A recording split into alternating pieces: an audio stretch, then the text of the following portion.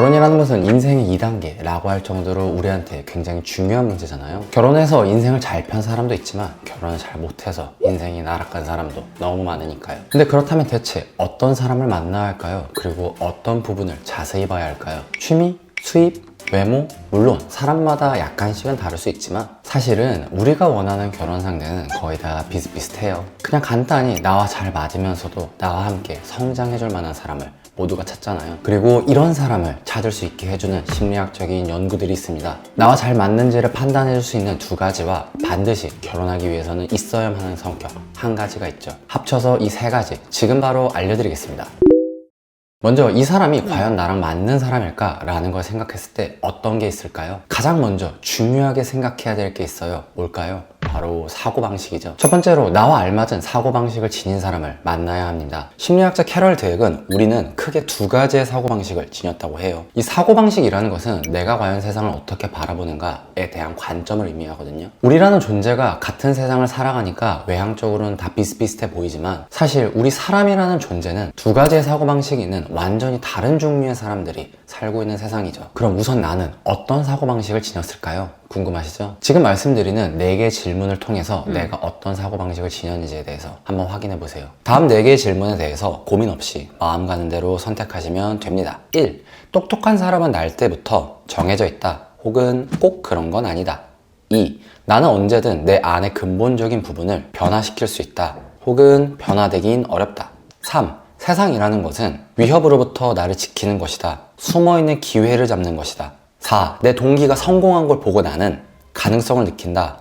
혹은 좌절감을 느낀다. 다 고르셨나요? 답하면서 대충 감을 잡으신 분들도 계실 겁니다. 색깔로 구분을 미리 해드렸는데요. 파란색이 고정 마인드셋, 빨간색이 성장 마인드셋이라고 해요. 그리고 이것이 근 30년간 연구가 되었던 캐럴 드웩의 마인드셋 이론이죠. 이 세상을 살아가는 사람들은 두 가지의 마인드셋을 가지고 살아간다 라는 것이 총집합된 질문들이에요. 그럼 대체 고정 마인드셋, 성장 마인드셋을 지닌 사람들의 차이는 무엇일까요? 재능은 정해져 있기에 남들에게 똑똑한 인상을 주는 것이 중요하다. 따라서 노력하는 것보다는 비판받지 않아야지 결과가 따라온다 라는 생각을 가진 사람들이 바로 고정 마인드셋을 지닌 사람들이에요. 자질은 성장할 수 있기에 내가 더 많이 배우는 것이 중요하다. 따라서 비판을 받더라도 노력을 해야지만 결과가 따라올 수 있다. 이런 생각을 가진 사람들을 성장 마인드셋을 지닌 사람 라고 얘기를 합니다. 연구들에서는 전체적으로는 성장 마인드셋을 지닌 사람들을 만나는 게 좋아요 라고 얘기를 하긴 하는데요. 실제로 한 논문에서는 성장 마인드셋을 지닌 사람들일수록 연인이나 부부 관계에서 스트레스도 덜 받고 더 큰 만족감을 지닌다 라는 것을 밝혀내기도 했어요. 근데 이거는 겉핥기로만 이 이론을 봤을 때만 그런 거고요. 꼭 그런 것만은 아니에요. 한 논문에서는 단기적으로 봤을 때는 고정 사고방식이 고정 마인드셋이 좋다라는 것을 밝혀내기도 했고요. 그리고 논문 얘기를 떠나서 그냥 단순히 우리 주위를 봐더라도 세상을 시니컬하게 사는 사람들이 더 열심히 살고 더 잘 성공하는 경우도 계속해서 왕왕 보잖아요. 제 주위에도 고정 마인드셋인데도 불구하고 인생 정말 멋있게 사는 사람 많거든요. 그래서 무슨 말을 하고 싶은 거냐? 핵심은 바로 이거예요. 어떤 사고방식이 맞냐 틀리냐가 아니라 나와 맞는 사고방식을 만나야 된다라는 것이죠. 부부가 된다는 것은 결국에는 같은 운명 공통체를 가진다라는 것을 의미하잖아요. 그래서 큰 결정일수록 같은 선택을 해야 되는 경우가 많아요. 하지만 이때 마인드셋의 차이가 나게 된다면 같은 사건을 보더라도 한쪽에서는 도전으로 받아들일 수 있지만 다른 한쪽에서는 위협으로 받아들일 수 있어요. 그리고 자연스럽게 서로를 이해하지 못하고 갈등이 시작되죠. 그러니 내 배우자가 어떤 마인드셋을 지녀할까라는 것에 대해서 곰곰이 생각해보세요. 꼭 고정이라고 해서 고정을 만날 필요도 없고 성장이라고 해서 성장을 만날 필요는 없어요. 저 같은 경우에도 성장 마인드셋을 지녔지만 제가 만나는 배우자는 고정 마인드셋을 지녔으면 좋겠거든요. 왜냐하면은 브레이크를 잡아줄 사람이 필요하기 때문에요. 그래서 이 마인드셋이 반드시 같을 필요는 없지만 적어도 내 입장에서 용인이 되는 마인드셋을 지닌 사람을 만나야 해요. 그래야 갈등이 줄어들고 중요한 결정을 내릴 때도 서로 도움이 되는 존재가 될 수 있으니까요. 한번 생각해 보세요. 집을 사기 위해서 대출을 한다든지 직장을 옮기고 새로운 일을 한다든지 자신의 인생에 있어서 큰 의사결정을 내리는 순간에 내 상대방의 마인드셋이 어떠면 좋을지를요. 그러면 내가 어떤 사람을 만나야 될지, 정확히는 어떤 마인드셋을 지닌 사람을 내 배우자로 만나야 될지 대강은 감을 잡히실 겁니다. 아까 갈등에 대해서 얘기했죠? 당연하겠지만 이 갈등 굉장히 중요합니다. 그리고 이 갈등을 대처하는 방법이 바로 내 배우자를 고를 때 고려해봐야 될 두 번째 이유예요. 두 번째로, 결혼하기 위해서 배우자를 볼 때 갈등을 풀어내는 스타일의 차이를 반드시 봐야 합니다. 심리학자 존 볼비는 아이들이 엄마와 어떻게 애정 관계를 형성하는지에 대해서 자세히 관찰했거든요. 그리고 아이들은 갈등 상황에 빠지게 되었을 때 총 4가지의 패턴으로 보인다 라는 것을 밝혀냈어요. 그리고 이 어린 시절에 내가 갈등을 대처하는 방법이 내가 성인이 되어서는 내 배우자에 대해서도 똑같이 반복한다고 해요. 그러면 이 갈등을 풀어내는 4가지 패턴 어떤 것일까요? 지금 보여드리는 질문에 대해서 답을 하면서 나는 어떻게 갈등을 풀어내는지에 대해서 생각해 보세요. 내 연인과 말싸움을 했다. 이유는 무엇인 것 같나요? 1. 왠지는 모르겠지만 다 내 잘못인 것 같다. 2. 서로 적당한 거리를 두지 않았기 때문에 그런 것 같다. 3. 아직은 서로 맞춰갈 부분이 있기 때문에 그런 것 뿐이다. 4. 나와 그 사람은 사랑받을 가치가 없는 사람들이라서 그런 것이다.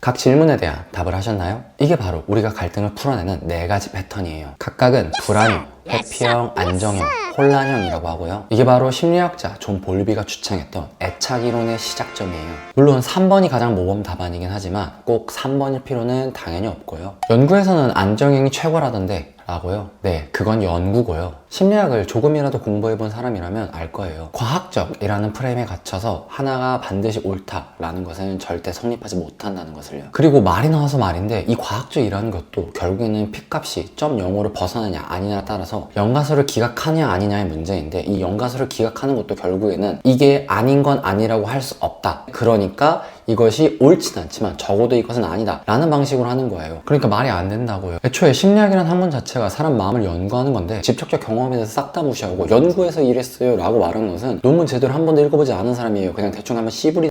어쨌든 갈등 상황을 대면하는 방식이 사람마다 4가지의 패턴이 있다 라는 것이 바로 핵심이에요. 아까 그 질문을 한번 돌아가 볼게요. 그리고 이 질문 내용을 한번 바꿔볼게요. 내가 아닌 나와 평생을 함께할 사람이 나와 싸운 후 용납이 절대로 안 되는 행동은? 이라는 것으로요. 그리고 한번 생각해보세요. 내 입장에서 내 배우자가 절대 하지 말았으면 하는 생각과 행동은 무엇인지를요. 그리고 내가 절대 용납 못하는 그 유형을 걸러내면 됩니다. 예를 들어 볼까요? 제 지인은 1번인 사람은 절대로 안 만난다고 합니다. 왜냐하면 내 기를 계속해서 빨아들일 뿐만 아니라 계속 나한테 죄책감과 부채감을 주기 때문에 난 정말 그런 사람은 안 만난다 라고 얘기를 해요. 그러니까 이 스타일의 차이가 존재하는 것이고요. 물론 4번은 살짝 좀 위험하긴 합니다. 혼란형이기 때문에. 이게 바로 내 배우자를 고르는 2번째 기준입니다.